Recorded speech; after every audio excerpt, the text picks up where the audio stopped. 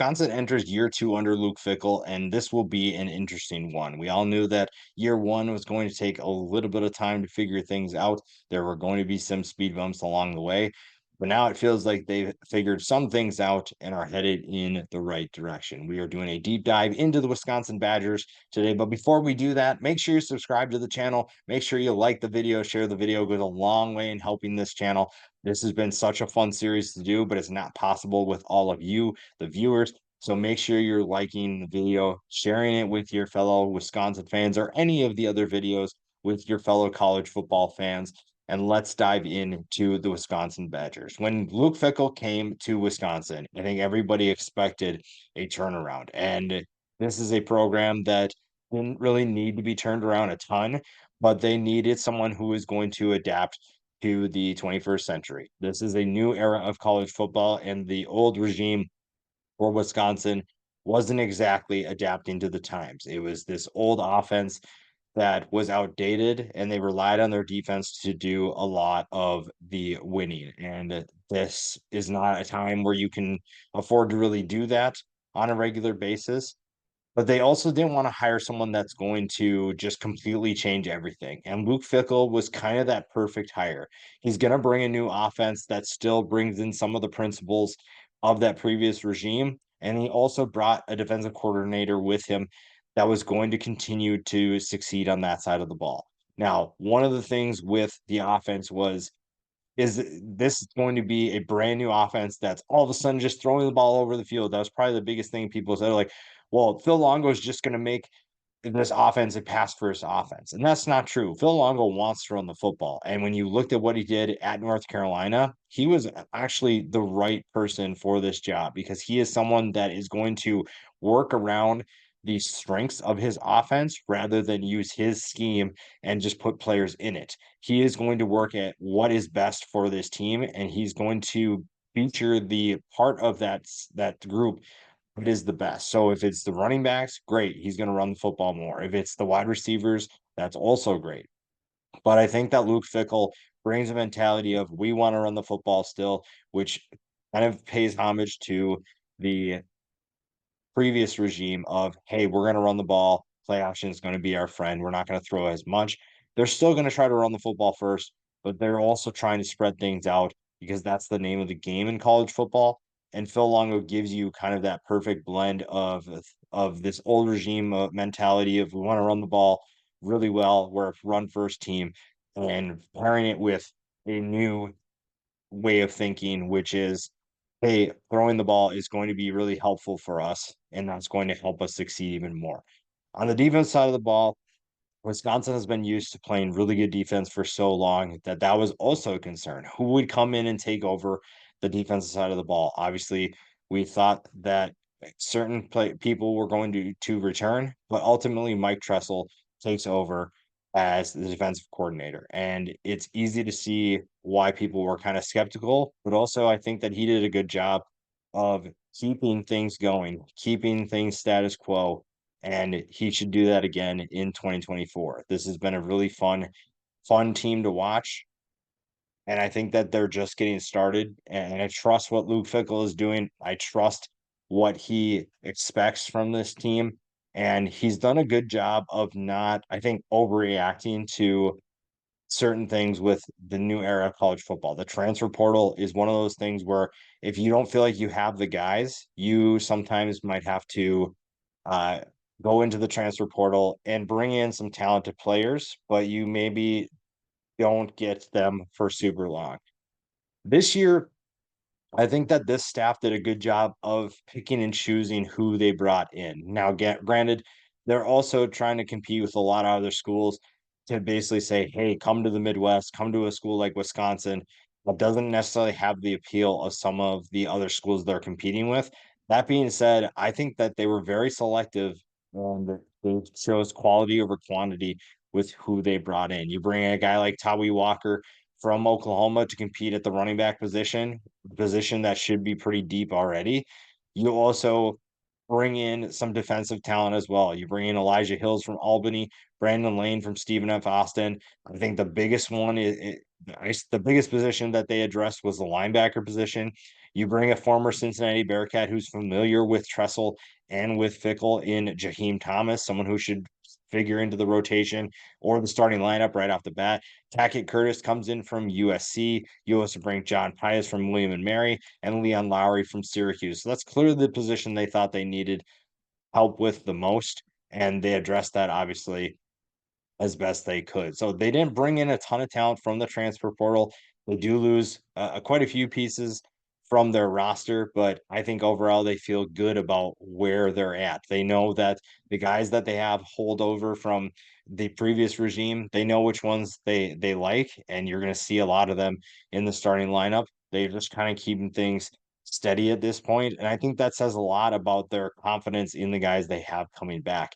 You also bring in Tyler Van Dyke. We'll talk about him more in just a second. That quarterback position is such a key. You saw what Tanner Mordecai did last year, and what this group really needs is a consistent quarterback who can play at a high level. And that's where Tyler Van Dyke comes in. Now, Tyler Van Dyke has struggled the last couple of years, whether that's with injuries or playing football at a high level. Tyler has not been the most consistent quarterback, or that one that we saw years ago where he was just shredding teams at Miami. Now, I think that he did a really good job of fitting and playing confidently that year. And you're looking to get him back to that. Now, last year, completed almost 66% of his passes, threw for over 2,700 yards and 19 touchdowns, but also threw 12 picks, just didn't look like his old self. Now he gets a new start under Phil Longo. And I think the one thing I like about Longo's system is he's going to make it easy for you. He's going to make it easy for your quarterback. And as long as everyone else is doing their job, it's going to be fun to watch. And I think that this Wisconsin offense has the ability to take a huge step in 2024. It's just going to come down to what is the quarterback position able to do, and what is Tyler Van Dyke able to do to make that happen. This is a guy who has the talent to fit in this system well and be a 3,000 yard passer and someone who could elevate this Badgers team to another level, but you need to see it first. Now, the competition behind him has been pushing him. I think that it's not a given that Tyler Van Dyke will be the starter, because you have guys like Braden Locke coming back who is going to push him. Locke had 777 yards and 5 touchdowns last year. Polar Crew and Mabry Matower are also guys who could be in that rotation, be in that competition as well. So it's going to be a competition probably into fall camp, and we'll see. Now, if Tyler Van Dyke can rediscover that form, he is going to be the starter for sure. And I think that he brings the most to the table right now. But I think competition is also a good thing. Pushing your guys, your veterans too, to be better is not necessarily a bad thing. That is something that is going to help your team tremendously. And we've kind of seen that with what Fickell and his staff have done at Cincinnati and last year as well. The running back position, though, you losing Braylon Allen for a lot of teams would be very hurtful. But the fact that you get that Chez Malusi is coming back gives you a lot of confidence about what the running back position could be. Now, Chez Malusi could have been the top running back for the Badgers last year. He was kind of on that path, but then he gets hurt. A really bad injury, a really nasty one, injured for the rest of the season. He misses the rest of the year. That obviously hurts. Allen takes the job. Now, Allen is still supremely talented, but Chez Mellusi is someone who's going to be a problem for the Big Ten this year. That being said, bringing in Tawi Walker was a really good move, in my opinion, by this Badgers staff. Tawi Walker is someone who was in a rotation at Oklahoma, kind of showed what he could do, but Oklahoma wasn't going to, I think, feature him as much as he wanted. You also have Jackson Acker coming back, 322 yards and 2 touchdowns. So he is someone who adds to that rotation. I think that those are the three guys you'll mainly see, but you do have plenty of options at the running back position. So again, Wisconsin is not completely ditching that previous regime. They're not ignoring their history. They're embracing it just in a new way, in a new era, and with how college football is, that's the direction they're going. They are trying to find ways to continue being a traditional program, but also change a few things to make them more with the times. That being said, the passing attack is really probably the biggest question mark of this team. With that being said, I think that this group could have a breakout season if everything goes right. You have Will Pauling coming back, led the team in receiving last year, 837 yards on 74 catches and 6 touchdowns.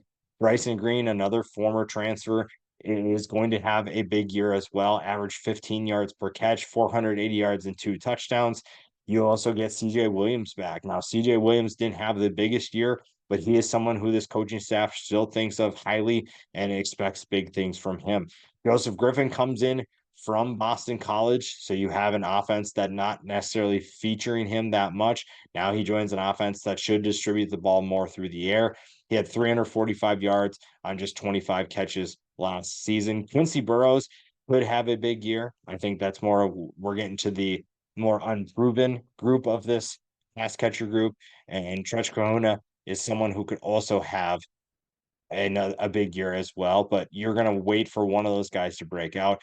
Vinny Anthony, Tyrell Henry, Chris Brooks, those are other guys that will be in that as well. So there's good competition for Wisconsin. Throwing the football is going to be a key.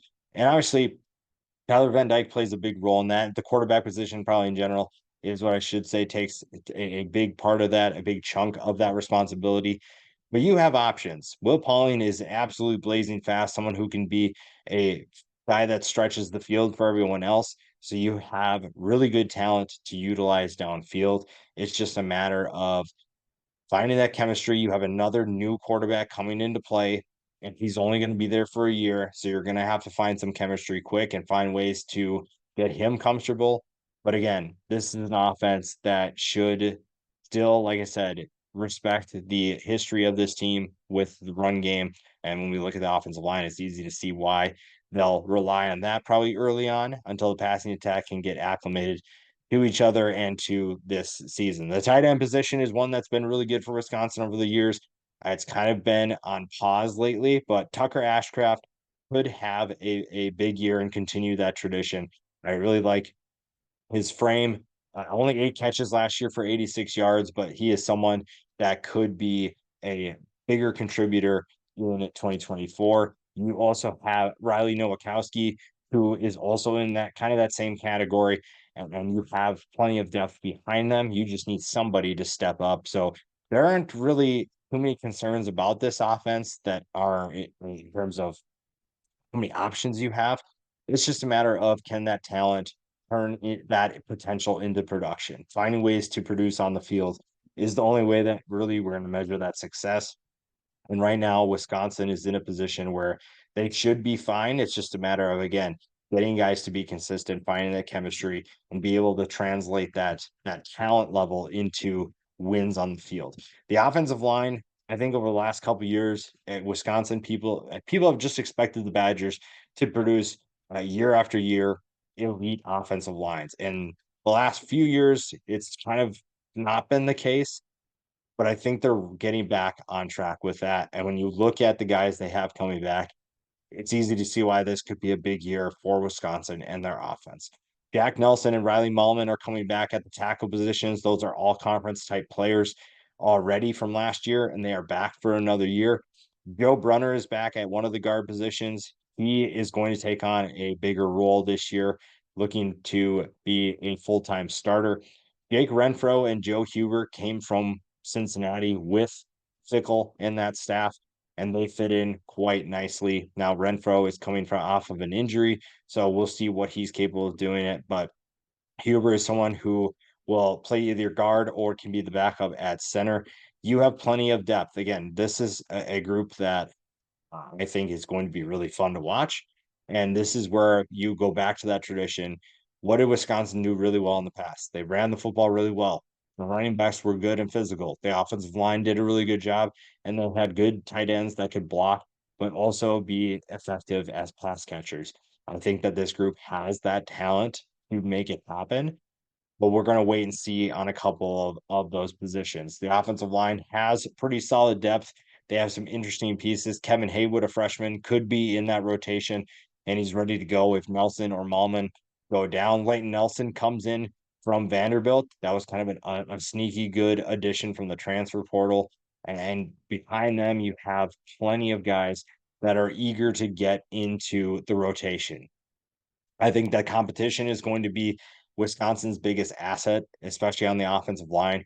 finding guys that can push the veterans, but also push those second group guys to be better is only going to make this offense better as a whole. So if you're able to find guys that are willing to compete and willing to put in the work, you don't really have too many concerns about what Wisconsin can do in 2024. The defense, kind of the same thing. This is a group that did pretty well last year. I think there's some things they'd like to do better, but there's also plenty of talent coming back that leaves reason to be optimistic this year. Now, it's going to be fun to see what Tressel does with this defense because you have some scheme fluctuation where you're going to use guys in different roles, but you kind of primarily put them in that like 3-4 kind of look.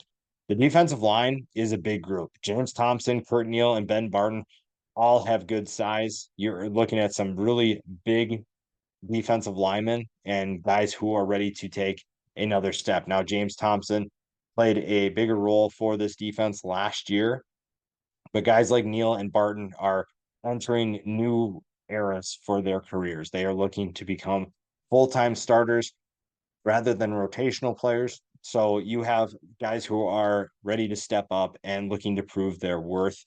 Behind them, you kind of have guys who you maybe have more questions about. Cade McDonald had just 3 tackles last year, so he is relatively inexperienced.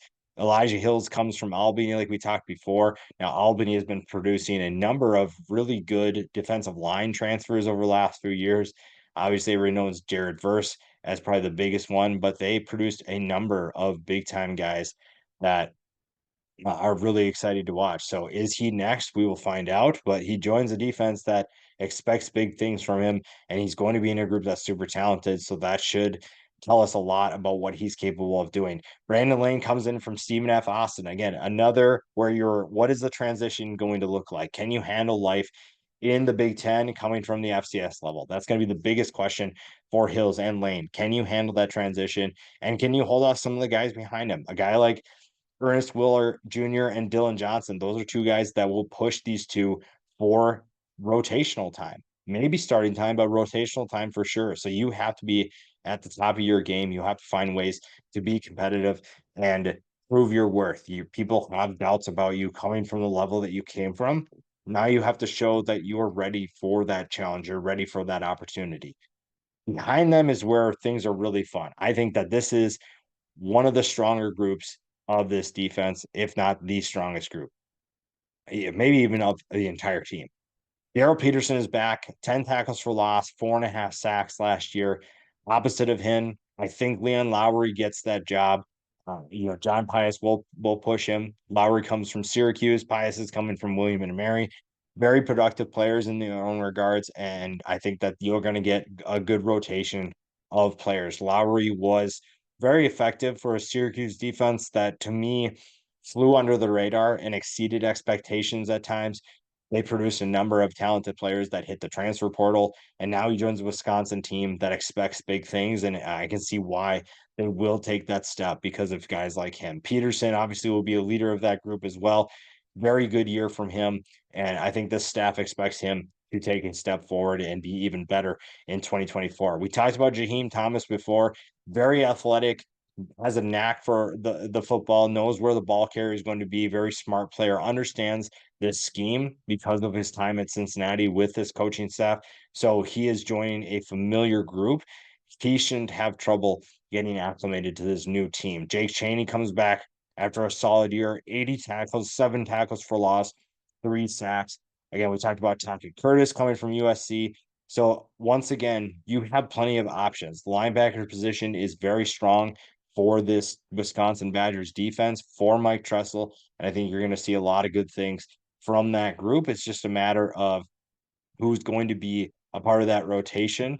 Guys like Aaron Witt, you look at Christian Allegro. He is someone who, both of those guys, very inexperienced, but could be part of more of a rotation role as well. Sebastian Cheeks is another one that you're looking at guys who maybe don't have the experience, but are looking to get their name into that rotation. It's going to be tough because of the talent level that they bring back at the linebacker position. But you're also looking at a group that's very excited about what they return. The secondary should be fun to watch as well. I think that's maybe where you have plenty of talent, but you maybe have more questions about what is this group going to look like. Everyone knows Ricardo Hallman. After you pick off 7 passes in a year, people know who you are. People know your name. That's not really going to be a surprise. Hunter Wohler, though he led the team in tackles, I think he's still relatively unknown in the college football world. He's probably well known in the Big Ten circles, but I don't think about it. A lot of people know who Hunter Wohler is. A big year from him and Hallman again could make this group really fun to watch. I think a lot of the pressure though is going to be on the other three guys. You have Kamoy Lasu, you have Nasir for Queen, and you're looking at Austin Brown and what he can do. I think that those are the guys who are going to experience the most pressure because everyone knows that Hallman's a ball hawk. Everyone knows that Waller's a playmaker. Are you going to put pressure on those other guys to compete? Teams are still going to test those other two, but you're also going to see three guys that need to take steps forward this year. If you want to see more team success after last year, you are going to need certain guys to step up in a big way. You bring in RJ Delancey from Toledo. This is the Toledo secondary that was very good. Everybody knows Kenyon Mitchell. A big reason why they were successful is because they had a first round pick in their secondary, but Delancey also had a solid year. Now he takes his talents to the Big Ten. You also have Preston Zachman, who had a solid year, picked off 2 passes. He'll be part of that rotation as well. Braden Moore is a redshirt freshman that is expected to step up in a big way. And then after that, you have a lot of guys that are either inexperienced or guys like Max Lofty who missed the entire year. So because of injury. So you have guys that are coming in a little fresh to this year, fresh to this system, fresh to the team. That's going to be really fun to watch because I think they have a lot of exciting younger guys that are ready to take steps forward. It's just a matter of can they do that? Are they able to take that step? Are they able to make that happen? And it'll be fun to see because if this secondary can be as good as I think they're capable of being, you're looking at a team that's going to have a ton of success in 2024. The strengths and concerns of this team, to me, the strengths of the offense, the running back position, easily. You could put the offensive line in there. I think that is a very solid group.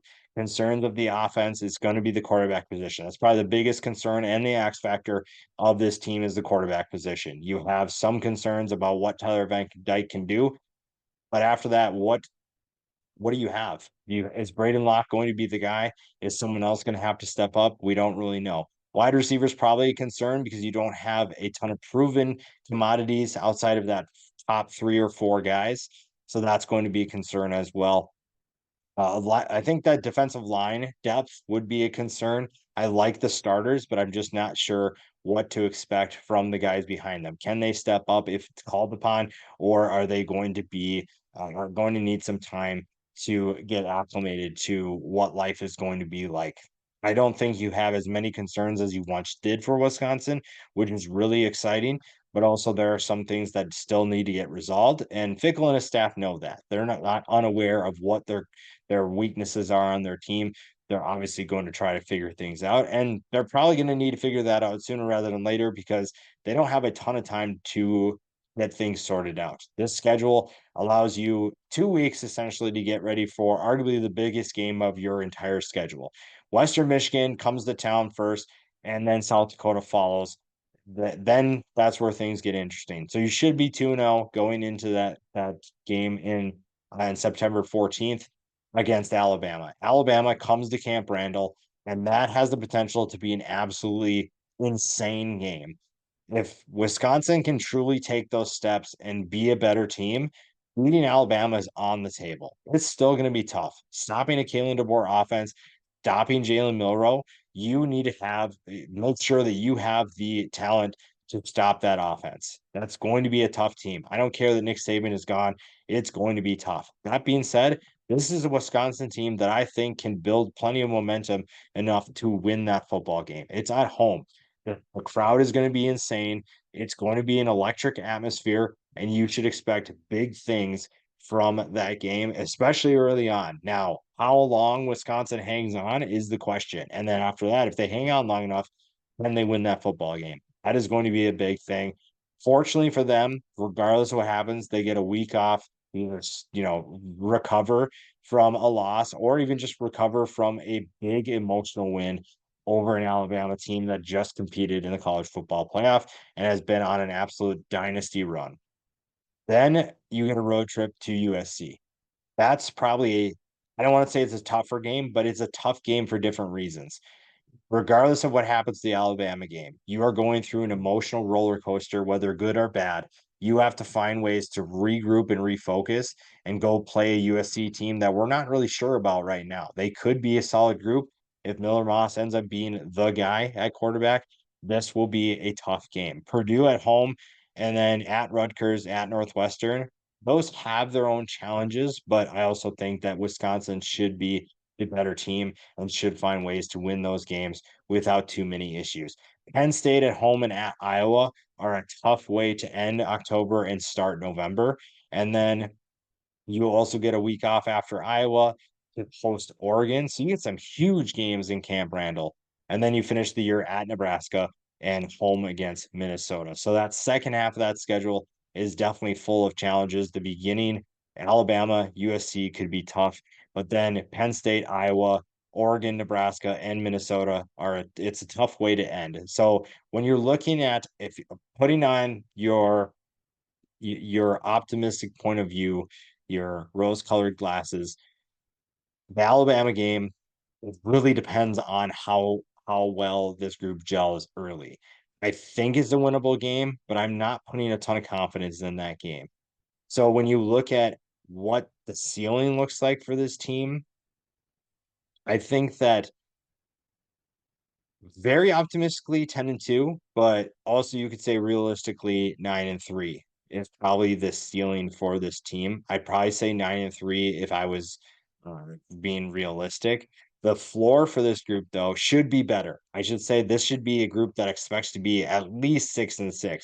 Because when you look at games that are you can ease, I don't want to say easily see Wisconsin losing, if you could confidently say that is a losable game, it's the same as if you look at it if it's winnable. The Alabama game is a game they could lose. USC is a game they could lose. Penn State, Iowa, Oregon, and I think one of Nebraska and Minnesota. I don't think that they're going to lose both of those games. So you're looking at 6 games that you could lose. I think the floor is 6-6. I think that at worst, this team goes 6-6. At best, you're looking at 9-3. I could also entertain 10-2. But I trust what Luke Fickell and the staff is doing. I know that that Wisconsin's in good hands. I know that this is a group that has a lot of excitement for the 2024 season. And it's just a matter of certain positions stepping up and showing what they can do to prove either, hey, we are as advertised, we're going to exceed expectations, or we just need more time to get this program to where we want it to be.